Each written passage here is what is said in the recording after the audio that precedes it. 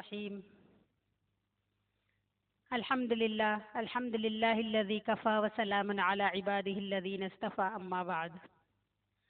آیت نمبر 27 مکمل ہوئی تھی، قرآن پاک کا ترجمہ اور اس کی تفسیر جو ہماری جاری تھی۔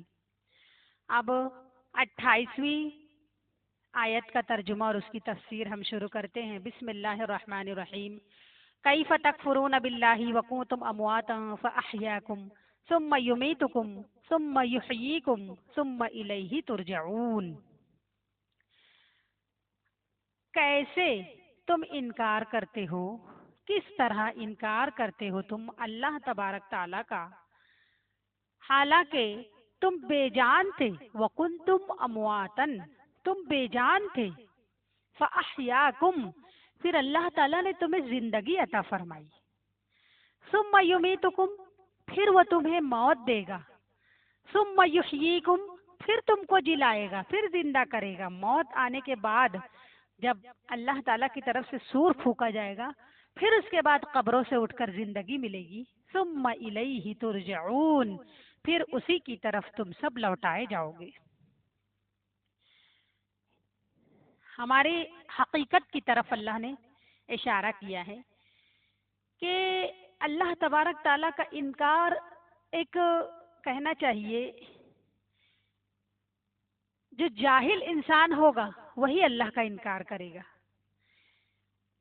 ایک عقل مند انسان اگر غور کرے تو اسے ہر چیز میں اللہ نظر آئے گا۔ مثال کے طور پر ہم اپنی زندگی پر ہی غور کر لیں، جیسے یہاں پر اللہ نے ہماری موت اور زندگی کی طرف اشارہ کیا کہ ہم سانس کیسے لیتے ہیں، سانس ہم کیسے لیتے ہیں، جبکہ قرآن پاک میں بھی فرمایا اللہ نے کہ جو بھی دنیا میں حقوق پذیر ہوتا ہے، ہر کام، ہر بات، ہر چیز اللہ کے حکم سے ہوتی ہے۔ حدیث شریف میں آتا ہے، حضور صلی اللہ علیہ وسلم کا فرمان مبارک ہے کہ دنیا کے درخت کی کوئی پتی یا کوئی پتا، ایک بھی پتا اللہ کے حکم کے بغیر نہیں ہلتا، حرکت نہیں کرتا۔ تو جب درخت کی پتی اللہ کے حکم کے بغیر حرکت نہیں کرتی تو دنیا کتنی بڑی ہے، اس کارخانے میں کتنے لوگ کام کر رہے ہیں، کتنوں کو اللہ نے پیدا کیا ہے، اور ہر کوئی اپنے اپنے کام کاج میں لگا ہے، بغیر کسی محنت، تکلیف، مشقت کے ہر کسی کا کام ہو رہا ہے۔ تو یہ کس کے حکم سے ہو رہا ہے؟ ہم سو گئے، سو کر اٹھے، اٹھ کر چلنے لگتے، سانس لیتے ہیں، کھانا کھاتے، پانی پیتے۔ ذرا سا تصور کرو کوئی ایک چیز پر کہ اگر اللہ تبارک تعالی ہماری سانس لینے کی طاقت کو چھین لے ہم سے، اور ہمارے پھیپھڑوں کو اللہ کمزور کر دے، تو ذرا اندازہ لگاؤ ایک وہ شخص جس کو پھیپھڑوں کی بیماری ہو وہ سانس کیسے لیتا ہے؟ بہت طاقت لگا کے لیتا ہے۔ اس کو ایسا محسوس ہوتا ہے کہ میں بہت بھاری بھرکم چیز کو اپنے اندر کھینچ رہا ہوں۔ پھیپھڑوں کی بیماری جس کو ہوگی، کیونکہ ہمارے سانس لینے میں مدد پھیپھڑوں سے ہی ہم کو ملتی ہے۔ ہمارا پھیپھڑا اچھا ہے تو ہم محسوس ہی نہیں کرتے، نہ جانے صبح سے لے کے رات تک کتنی سانس لیتے ہیں چھوڑتے ہیں، لیتے ہیں چھوڑتے ہیں۔ لیکن کبھی غور کیے ہو کہ ہر وہ سانس جو ہماری اندر جا رہی ہے، ہر سانس اللہ کا حکم ہوتا ہے تو جاتی ہے، اور باہر اللہ کا حکم ہوتا ہے تو نکلتی ہے۔ بغیر حکم کے ہم سانس نہیں لیتے۔ جب تک اللہ تعالیٰ کا حکم ہو رہا ہے ہم سانس لے رہے ہیں۔ ایک دن ایسا آئے گا کہ اللہ تعالیٰ فرما دیں گے کہ اس کی سانس اندر نہ جائے، لاکھوں کروڑوں ڈاکٹر تمہارے پاس آ کے کھڑے رہیں گے تمہارے علاج معالجے کے لیے، اور کوشش کریں گے کہ یہ سانس لے مگر ہم سانس نہیں لے پائیں گے۔ کیوں؟ اس لیے کہ اللہ کا حکم نہیں ہوگا۔ جب تک اللہ تبارک تعالی کسی بھی کام کا، کسی بھی بات کا حکم نہیں دیتے، وہ کام اور وہ بات وقوع پذیر نہیں پاتی۔ تو صرف سانس لینے کی میں چھوٹی سی مثال دی ہوں کہ جب یہ اللہ کے حکم کے بغیر نہیں ہوتی تو ہم چلتے ہیں، پھرتے ہیں، اٹھتے بیٹھتے، سوتے جاگتے، کھاتے پیتے، بولنا، ایک دوسرے سے بات کرنا، یہ سب اللہ کے حکم سے ہوتا ہے۔ ابھی جیسے مثال کے طور پر میں آپ لوگوں کے سامنے بول رہی ہوں، میری زبان سے بول رہی ہوں میں، لیکن اس میں میرا کوئی کمال نہیں ہے کہ میں آپ لوگوں سے خطاب کر رہی ہوں۔ اللہ تعالیٰ نے ہماری زبان گوشت کا چھوٹا سا ٹکڑا ہے، لیکن اس میں اتنی طاقت اللہ نے عطا فرمائی ہے کہ ہم جو لفظ جیسے بولنا چاہتے ہیں بول لیتے ہیں۔ اگر یہی طاقت اللہ تعالیٰ ہم سے چھین لے تو ہم ایک لفظ نہیں بول پائیں گے۔ یہ اللہ کے حکم سے بولتی ہے، ہم نہیں بولتے۔ اللہ بلواتا ہے تو بولتے ہیں، اللہ ہم کو چلاتا ہے، حکم دیتا ہے کہ یہ چلے تو ہم چلتے ہیں۔ اللہ تعالیٰ ہم کو سننے کی طاقت دیتا ہے تو ہم سنتے ہیں۔ اللہ ہمارے دماغ میں اتنی سوجھ بوجھ عطا فرماتا ہے تو ہم کچھ سمجھ بوجھ کے بولتے ہیں اور کام دھندے کرتے ہیں۔ اگر اللہ ہماری یہ ساری صلاحیت کو چھین لے تو کوئی دنیا کی طاقت نہیں ہے جو ہم کو یہ صلاحیت دے سکے اللہ کے بغیر۔ اس لیے خود اپنی ذات پر غور کرو کہ تم کیا ہو، تمہیں کون چلا رہا ہے، تمہیں نیند کون دیتا ہے، تمہیں صبح جگاتا کون ہے نیند سے۔ بہت بڑی اللہ تبارک تعالیٰ کی اس میں حکمت اور راز پوشیدہ ہے۔ ہر کسی کو سونے جاگنے اٹھنے بیٹھنے چلنے پھرنے بولنے ہنسنے رونے سب کی صلاحیت اللہ نے عطا فرمائی ہے، اور اللہ تعالیٰ حکم جب دیتے ہیں تو یہ سارے کام وقوع پذیر ہوتے ہیں۔ تو اگر ہم اپنی ذات پر صرف غور کر لیں کہ ہم کیا ہیں، کون ہمیں اتنا سب کچھ کروا رہا ہے، کون ہمارے ساتھ اتنی مدد کر رہا ہے کہ ہم ہر کام کر لیتے ہیں بآسانی، تو ہمیں اللہ نظر آ جائے گا۔ ایک اللہ کی وحدانیت نظر آ جائے گی کہ صبح ہو رہی ہے، شام ہو رہی ہے، عمر یوں ہی تمام ہو رہی ہے، لیکن ہم کچھ بھی اپنے اوپر ذرا سا غور نہیں کرتے۔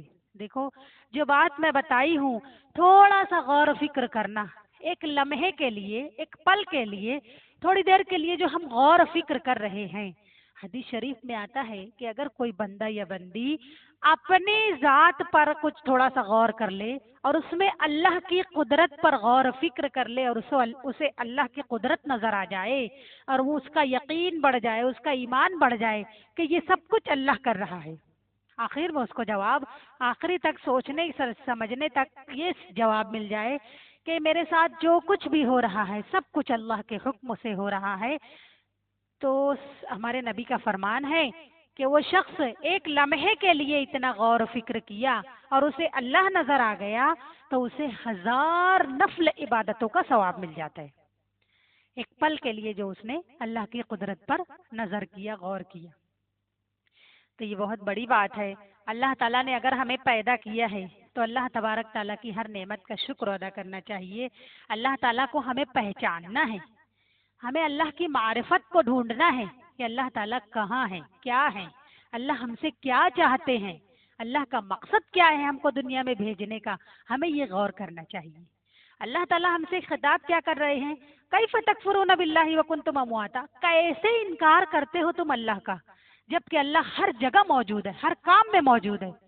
جو کام تمہارے ساتھ ہو رہا ہے، جو تم حرکت کر رہے ہو، وہ بھی اللہ کے حکم سے جب سب کچھ ہو رہا ہے تو تم اللہ کی ذات کا انکار کیسے کر سکتے ہو؟ ہرگز نہیں کر سکتے۔ اللہ پھر ہماری تخلیق کی طرف اشارہ فرماتا ہے کہ تم کچھ نہیں تھے تو تمہیں کچھ بنا دیا اللہ نے۔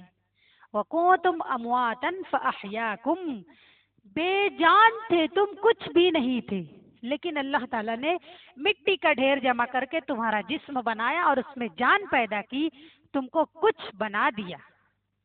پھر اس کے بعد فرماتے ہیں ثُمَّ يُمِيتُكُمْ، جب کچھ بنا دیا تو ایک مقررہ وقت تک تم کو زندگی گزارنے کے لیے موقع دیا کہ اب تم یہ زندگی گزارو اور اللہ کو پہچانو، اللہ کو ہر چیز میں ڈھونڈو، تلاش کرو، اللہ تم سے چاہتا کیا ہے وہ کام کرو، اس کی مرضی والے کام کو کرو، اس کی منہیات سے بچو، جن کاموں کے کرنے سے وہ منع کیا اس سے بچو۔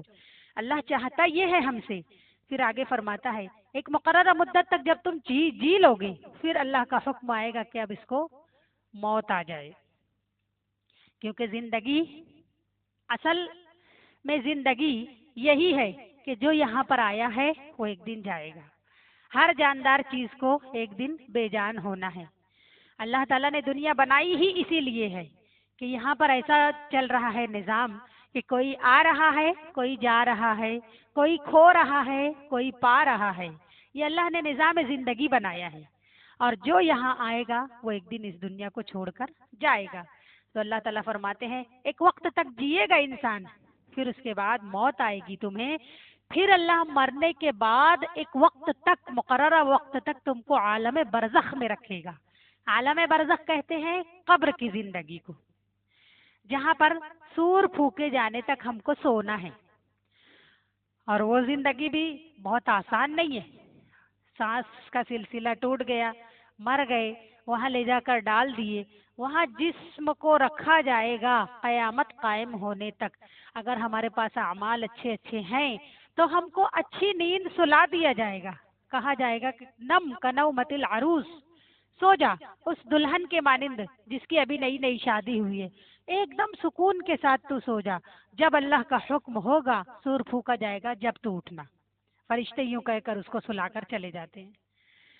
تو اگر اچھے اعمال رہیں گے تو سکون کی نیند وہاں پر سوئیں گے عالم برزخ میں. پھر اللہ تعالیٰ ثم یحییکم، موت کے بعد پھر زندگی دے گا تم کو. یہ کھیل یہیں تک نہیں چلے گا، یہ کھیل یہاں ختم نہیں ہوگا. اللہ تعالیٰ دوبارہ اٹھائیں گے جلا کر، اور پھر اٹھانے کے بعد کیا ہوگا؟ ثم الیہ ترجعون، پھر تم سب ایک اللہ کی طرف لوٹائے جاؤ گے. اور وہاں کیا ہوگا؟ وہاں پر جب اللہ کے حضور کھڑے ہوں گے، جائیں گے سب محشر کے میدان میں لوٹ کر، سب جدھر ایک طرف ہی چلے جائیں گے. جتنے لوگ اپنے اپنے قبروں کو کھول کر اٹھیں گے، دیکھیں گے کہ سب ادھر جا رہے ہیں تو وہ ادھر ہی جائیں گے. حدیث شریف میں آتا ہے کہ محشر کا میدان دراصل عرفات کا میدان ہوگا. حدیث میں آتا ہے کہ جب سور پھونکا جائے گا سب چیزیں ختم ہو جائے گی، دوبارہ سور پھونکا جائے گا. پھر اس کے بعد جب سب فنا ہو جائے گا تو سب اپنے اپنے قبروں سے اٹھیں گے، اپنی اپنی قبروں کو کھول کر اٹھیں گے. تو سب سے پہلے جو انسان اپنے قبر کو کھول کر اٹھے گا وہ ہوں گے نبی آخر الزماں صلی اللہ علیہ وسلم کی ذات. آپ اٹھیں گے، آپ اپنے دونوں ساتھیوں کو آواز دیں گے، وہ نکلیں گے، حضرت ابو بکر صدیق، عمر فاروق رضی اللہ عنہ. پھر وہ اٹھ کر چلیں گے جنت البقیع کی طرف، جو مدینہ کا قبرستان ہے. وہاں کے قبرستان کے تمام مردوں کو آواز دیں گے، وہ سب اپنی اپنی قبروں کو کھول کر اٹھیں گے. پھر وہاں سے وہ جنت المعلی جائیں گے جو مکے کا قبرستان ہے، وہاں جا کر وہاں کے مردوں کو آواز دیں گے، وہ سب اٹھیں گے. اس کے بعد جہاں جہاں دنیا میں قبرستان ہوں گے اس طریقے سے سب اپنے اپنے قبروں کو کھول کر اٹھتے چلے جائیں گے، اور سب ایک طرف رجوع ہوں گے، ایک طرف بھاگیں گے. وہ کدھر؟ عرفات کے میدان کی طرف. عرفات کا میدان ہی محشر کا میدان ہوگا. وہاں سے جہاں تک نظر جائے گی وہ عرفات کا ہی میدان ہوگا. سب لوگ اللہ کے حضور کھڑے ہوں گے اور پھر اللہ تبارک تعالیٰ حساب کتاب لیں گے. تو ثم الیہ ترجعون میں اشارہ، تم سب لوٹائے جاؤ گے ایک اللہ کی طرف. آگے اللہ تعالیٰ فرماتے ہیں هو الذی خلق لکم ما فی الارض جمیعا، وہی ہے وہ ذات جس نے پیدا کیا تمہارے واسطے وہ ساری چیزیں، ما فی الارض جمیعا، جو کچھ زمین میں ہے سب کا سب تمہارے لیے پیدا کیا. اب زمین میں کیا کیا چیز ہے؟ زمین میں ہر وہ چیز ہے جو ہمارے فائدے کی ہے. جیسے مثال کے طور پر زمین میں ہم کچھ ڈالتے ہیں بیج، تو نکلتا ہے اس سے کھانے پینے کا سب سامان. بیج کی جو شکل ہوتی ہے وہ ڈالی جاتی ہے، بیج کھانے کے لائق نہیں ہوتی ہے، لیکن جب بیج کو تم زمین میں چھپا دیے تو زمین اپنا ذخیرہ اس بیج کے ذریعے اوپر بھیجتی ہے. جیسے گندم ہے، جوار، باجرہ، اور اسی طریقے سے نباتات، سبزیاں، پھل پھول، میوے، ہر قسم کی غذائیں ہماری سب کچھ زمین سے نکلتی ہے. اسی طریقے سے گوشت وغیرہ بھی دیکھا جائے تو اس کی حقیقت یہی ہے کہ جیسے زمین کے اندر پانی کے اندر ہوتی ہے مچھلیاں، وہ بھی ہماری غذا ہے. جانور جو 4 پیروں سے چلنے والے حلال جانور ہیں وہ بھی ہماری غذا زمین سے ہی بنتے ہیں. کیسے کہ جب وہ جانور زمین سے اگی ہوئی نباتات چارے وغیرہ کھاتے ہیں تو اس سے ان کا گوشت تیار ہوتا ہے، یعنی زمین کی قسم سے ہی ان کا گوشت بنا، اور جب وہ تازہ موٹے فربا ہو جاتے ہیں، بڑے ہو جاتے ہیں، ہم وہی جانور کو ذبح کرتے ہیں اور اس کا گوشت استعمال کرتے ہیں۔ تو اس کی حقیقت ہوئی کہاں سے پیدا؟ یہ جانور کے گوشت کی حقیقت بھی زمین سے ہی پیدا ہوئی۔ جب وہ زمین سے اگا ہوا چارہ کھایا تو اس کا گوشت بنا، اور اس کا گوشت ہم استعمال کرتے ہیں، اس کا دودھ ہم استعمال کرتے ہیں۔ تو اللہ تعالیٰ یہاں اشارہ فرما رہے ہیں کہ هو الذی خلق لکم ما فی الارض جمیعا، وہ اللہ، اس اللہ کی طرف تم کو لوٹنا ہے جس نے تمہارے لیے زمین میں سب کچھ، جو کچھ پیدا کیا ہے، سب کچھ تمہارے نفع کے لیے پیدا کیا، تمہارے لیے پیدا کیا، کسی اور کے لیے نہیں۔ ثم استوى الى السماء، پھر اللہ نے ارادہ کیا آسمان کی طرف، فسواہن، سو ان کو ٹھیک کر دیا اللہ نے، 7 سماوات، 7 آسمان کی شکل میں، 7 آسمان اللہ نے بنائے۔ یہاں زمین کی طرف اشارہ کیا کہ سب کچھ، جو کچھ زمین میں، سب تمہارے لیے، لیکن زمین بھی دیکھی جائے تو 7 ہی ہے۔ 7 لیئر میں اللہ نے زمین بنائی ہے اور 7 لیئر میں آسمان بنایا ہے، اور ہر ایک زمین سے دوسری زمین تک کا حصہ، خلا اتنی ہی ہے جتنی ایک زمین سے ایک آسمان تک ہم کو نظر آتی ہے، اتنی ہی ایک زمین سے دوسری زمین تک کا خلا ہے، پھر دوسری سے تیسری تک کا خلا ہے، اتنے درمیان میں فاصلے ہیں۔ اور ایسے ہی آسمانوں کو جو اللہ نے بنایا 7 آسمان، تو جو ہم پہلا آسمان دیکھتے ہیں زمین پر رہتے ہوئے، پہلا آسمان نظر آتا ہے، جتنا فاصلہ زمین سے آسمان تک ہے اتنا ہی فاصلہ پہلے آسمان کے بعد سے دوسرے آسمان تک ہے، اسی طرح دوسرے سے تیسرے کے درمیان بھی اتنا ہی فاصلہ ہے۔ ایسے 7 آسمان اللہ نے بنائے۔ دیکھا جائے تو آسمان کو بھی اللہ نے ایسا بنایا ہے کہ کوئی ستون نہیں ہے، اس میں کوئی کھمبا نہیں ہے، لیکن اللہ کی قدرت کا مظاہرہ ہو رہا ہے کہ اللہ تبارک تعالیٰ نے زمین کو پانی کے اوپر بنایا، وہ بھی ہم کو لے کے ڈگمگاتی نہیں، اور آسمان کو بھی بغیر ستون کا بنایا، وہ بھی ہمارے اوپر گرتا نہیں۔